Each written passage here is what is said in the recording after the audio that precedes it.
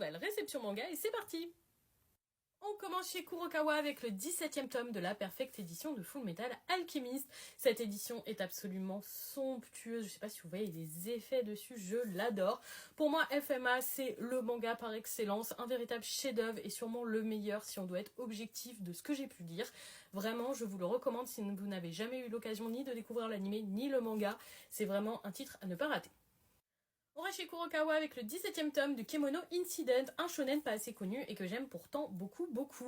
Le tome précédent était un peu moyen parce que c'est un espèce d'arc entraînement. J'espère qu'on va rapidement reprendre le fil de l'histoire et pouvoir continuer parce que j'ai hâte de savoir la suite. De chez Pika ensuite, j'ai reçu le second et avant-dernier tome de The World of Summoning. J'avais été plutôt agréablement surprise par l'originalité du premier tome qui me donnait envie d'en découvrir un petit peu plus et de voir ce qui allait se passer à l'avenir, surtout que c'est une série courte, donc autant lui laisser sa chance sur son intégralité. De chez Pika aussi, j'ai reçu le premier tome de The Summer Hikaru Die. Apparemment, un titre très touchant qui a fait beaucoup parler de lui et qui a l'air très sympathique. Je vous avoue que j'avais très hâte de le découvrir, je pense que je vais adorer. Et on termine chez Pika avec le one-shot Nude Model. Vous voyez pas, mais l'effet sur la couverture est incroyable, un petit peu façon tissu. La couverture est top. Ça a l'air d'être un très bon titre. J'en ai entendu que du bien et j'avais envie de le lire.